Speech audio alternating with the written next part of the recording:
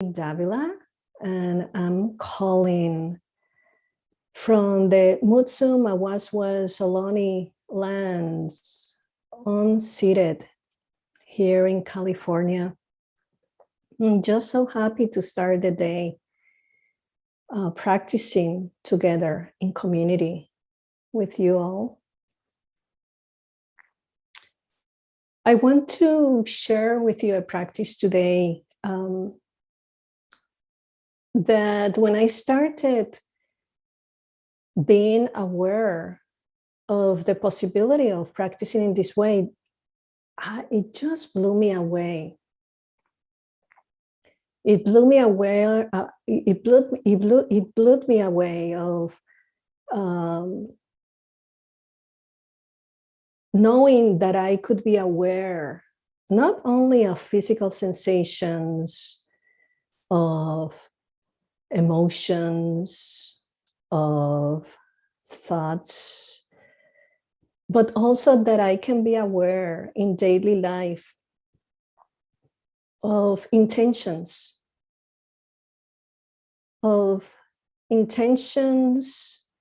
that support and precede all actions that we take through our daily life. Even being here with you right now, there has been an intention of practicing with you before this action is happening right now, right here. And part of this teaching that sometimes we call it clear knowing or clear comprehension. In the practice, the instructions that the Buddha gave to us,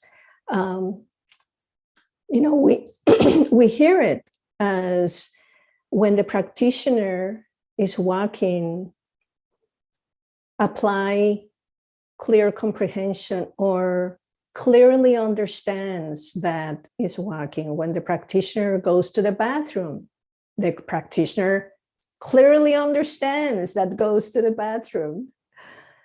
When the practitioner eats, the practitioner clearly understands what is happening, that one is eating. And so this has big implications because it tells us that there is a moment before we act that we can choose, if we are aware of choosing an intention that may benefit us, benefit others, benefits everyone.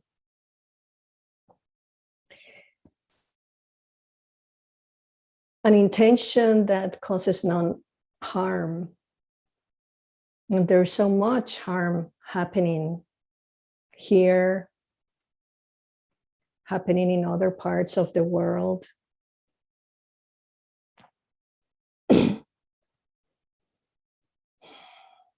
And also includes, all the joys that we can have. We can also choose to have an intention that will cultivate qualities of the heart, like patience, like compassion, that will support us in our daily life.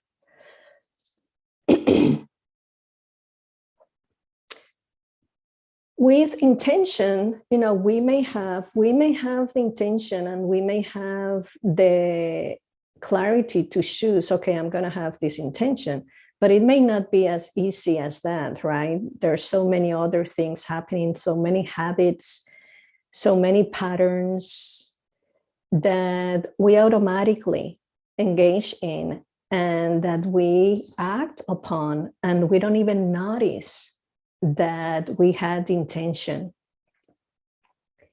That it may be an intention that indeed may cause harm, And we can see these not only in our daily life for others, when we interact with others, but also within ourselves. And we can see this also in our formal practice.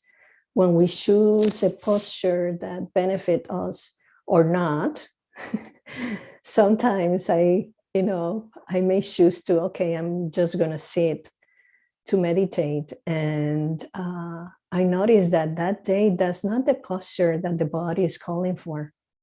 But no, I want to meditate. I've always heard sitting as the stationary posture. And so I stay there, even though maybe that may not be the best position. Even though the Buddha said that we can practice in different postures, standing, walking, sitting, and lying down. So we may choose, when we are not aware, when the mind is not clear enough in certain moments, we may not have the clarity to see how it is that we choose, how it is that we intend to live our life. What is the purpose? What is the motivation? What is the aspiration that we live our day with?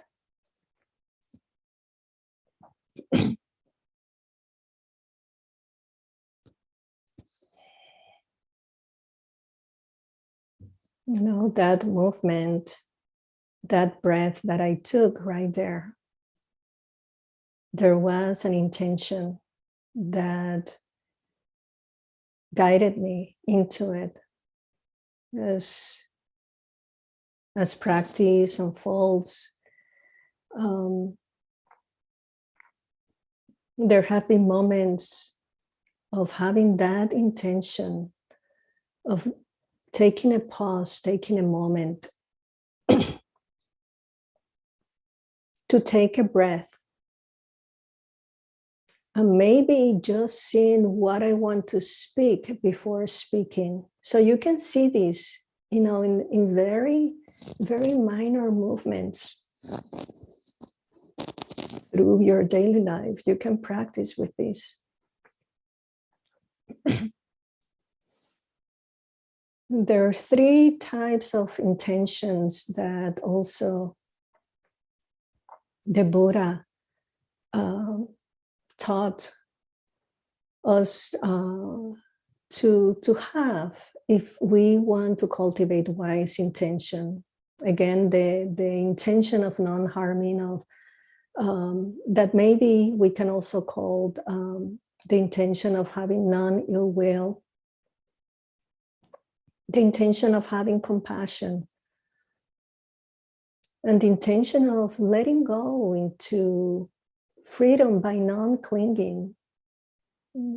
Sometimes we call it renouncing. It could be kind of a scary word in our contemporaneous world.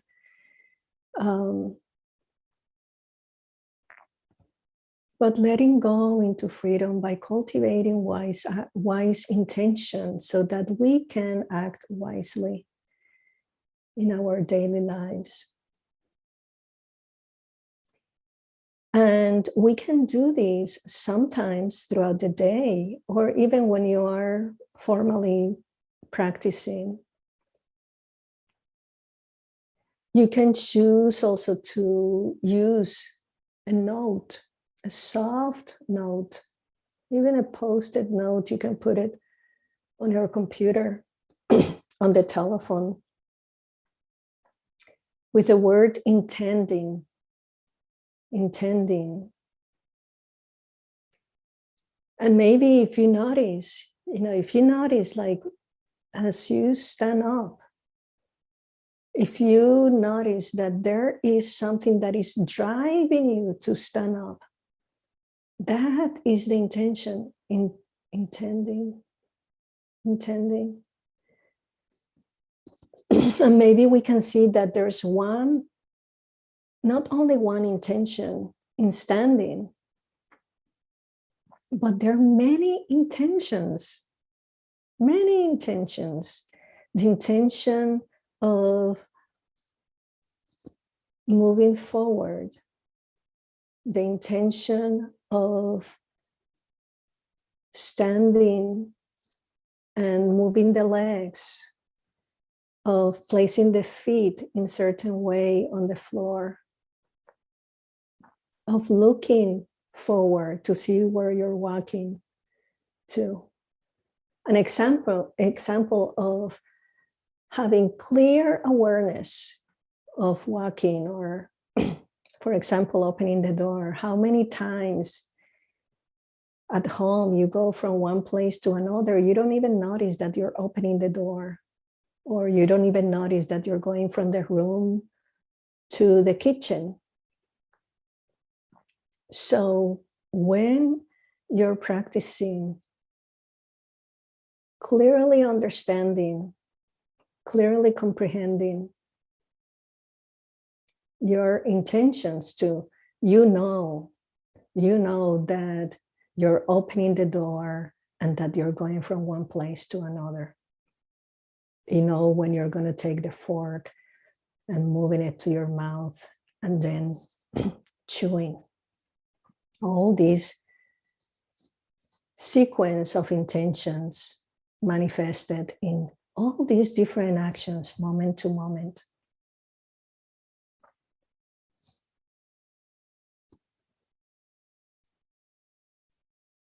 So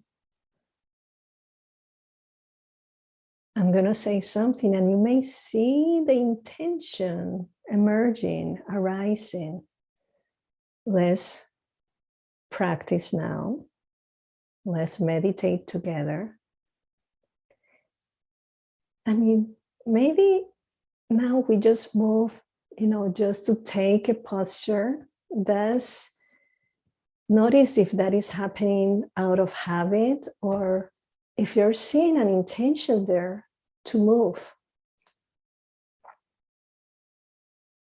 Placing the feet on the floor, or lying down,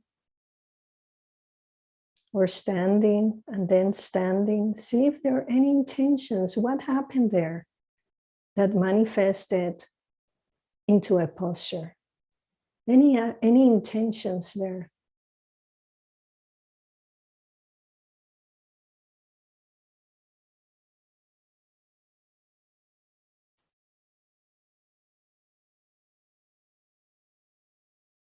And then holding this intention of meditating, practicing, taking 2 or 3 breaths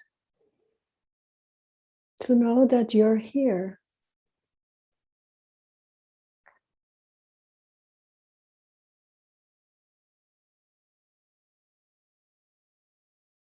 And relaxing into this posture that sustains you,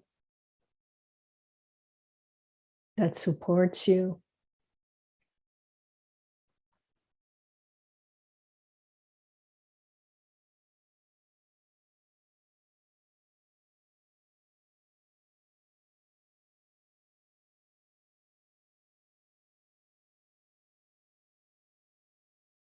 Sensing the contact of the body with whatever you're disposing your body right now to practice. If you're sitting, the chair, contacts of the chair with the body.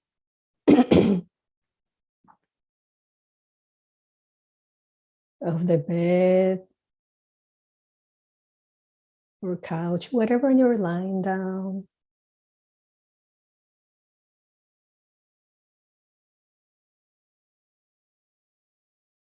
Kind of an intention of establishing awareness, being aware that you're here.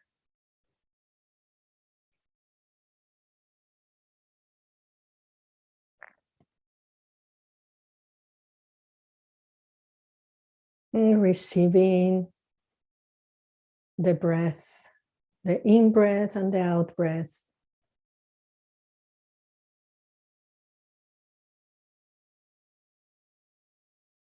maybe having the intention of being receptive,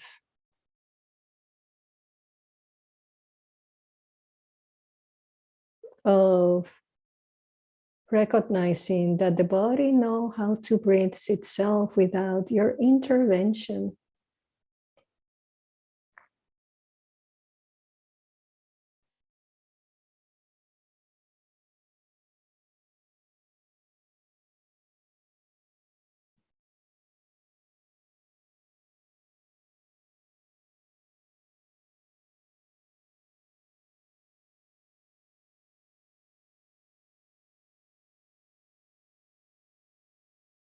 Receiving the physicality of this experience of practicing together here.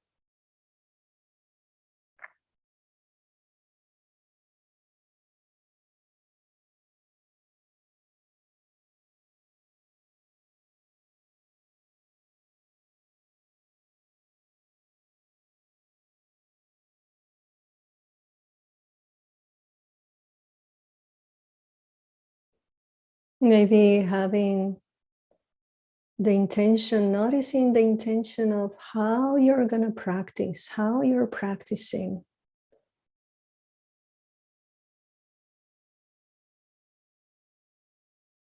Maybe practicing with kindness and openness, or maybe practicing with maybe I should be doing this or not. It's okay. It's okay to notice the intention. Then you have more of a possibility to choose. Well, maybe I just practice with kindness.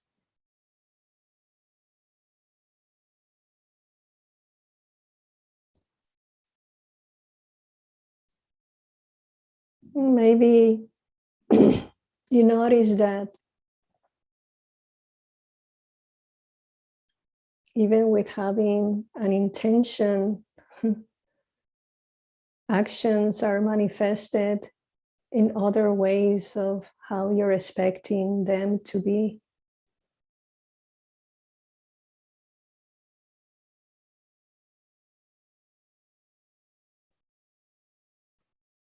And it's okay. We don't have to make things happen a certain way. There's so many conditions.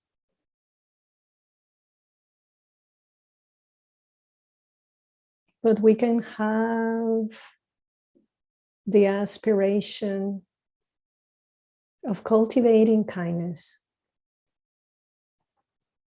without forcing anything, without being against of how things are.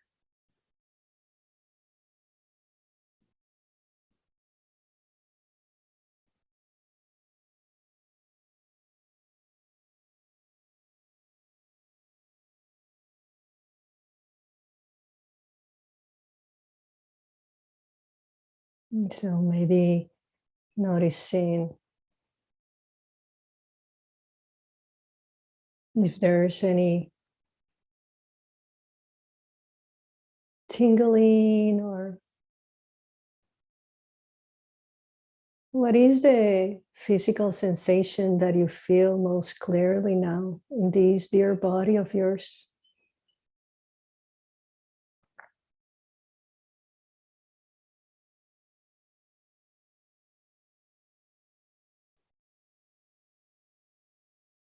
It may be that what is most noticeable right now is the sound of my voice.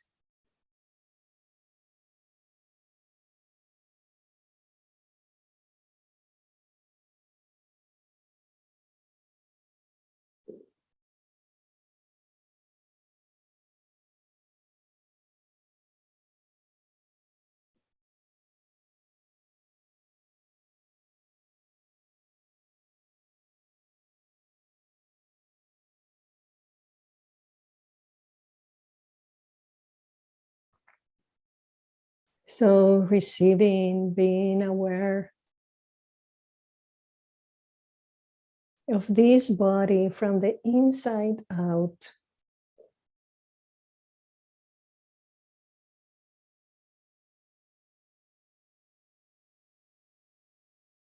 Just knowing that there may be many conditions that may show up to support your intention or not. But this is what the practice also is about, cultivating wise intention, intention that will bring freedom, that will bring connection, that will bring care for you, for others, for the entire world.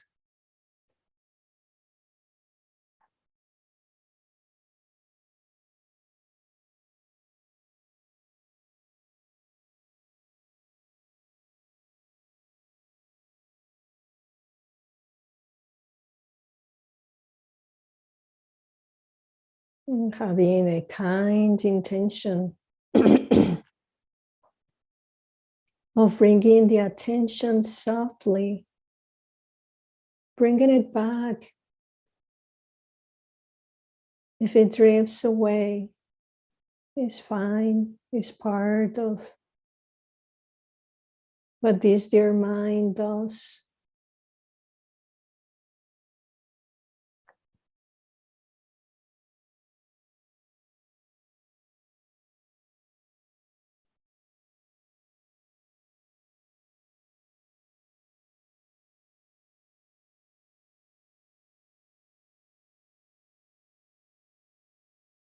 Having the intention of having an anchor or a place to come back to rest your attention in this breath,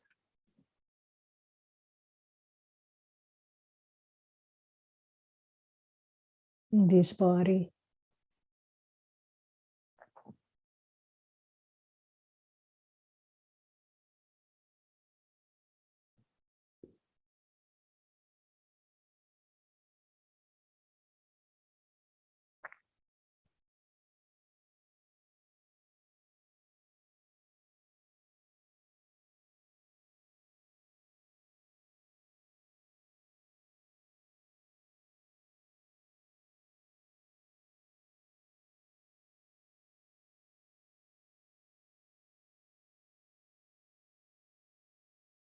Having the intention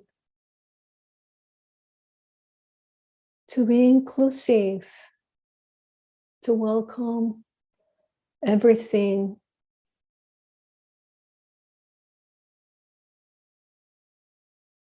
to this field of conscious attention, of awareness.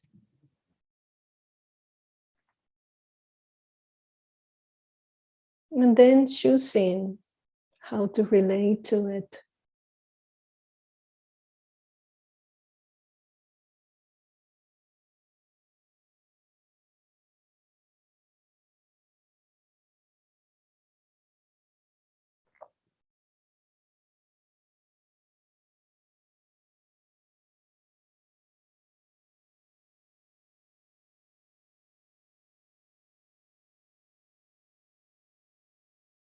Having the intention to check the attitude in the mind.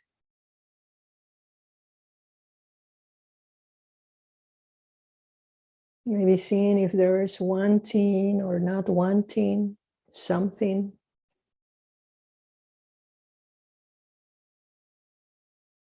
If there is balance of mind. If there is an attitude in the mind that feeds an intention. Sometimes our intentions are motivated by suffering or by an emotion, by a wanting or by a not wanting.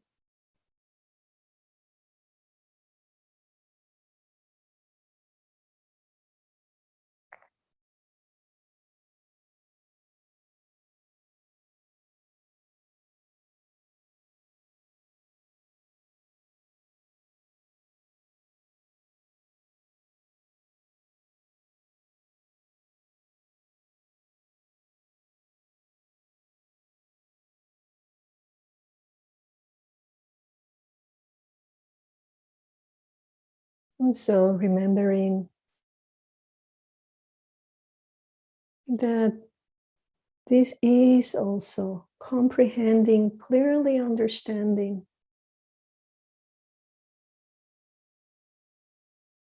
what is behind our actions, if there's an intention.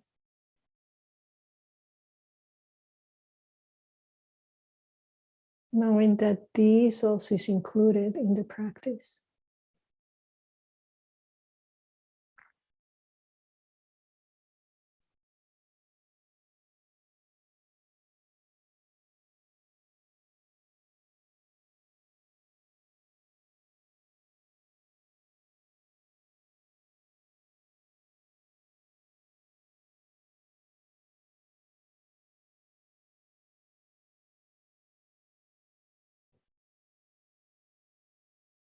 And so now, as we start having the intention of ending this meditation,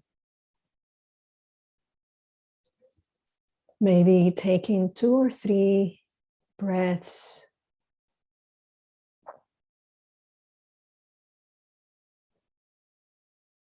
maybe opening your eyes, looking around to be aware of your surroundings, feeling the body, and listening to the sound of the virtual bell with no rush, receiving the beginning, the middle, the end of the bell. Ring, ring, ring.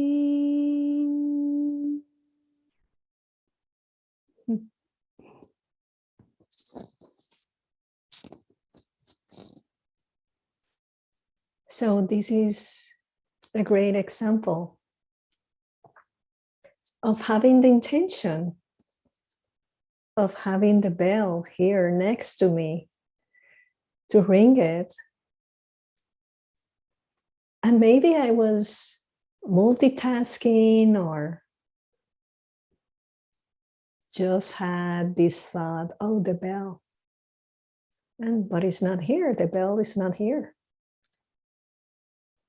So maybe I can practice with that. What it is, what's happening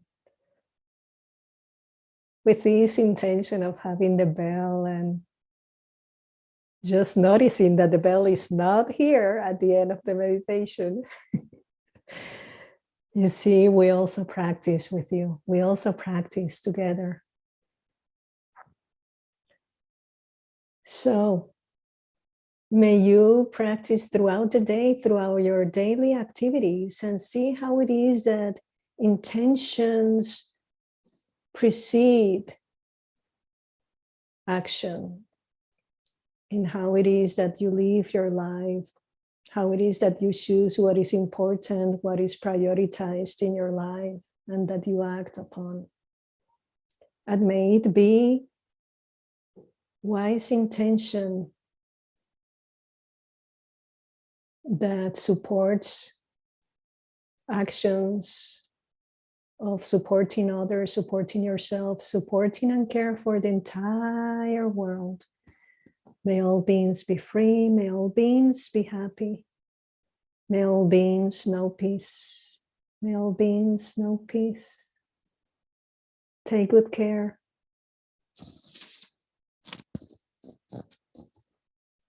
Bye.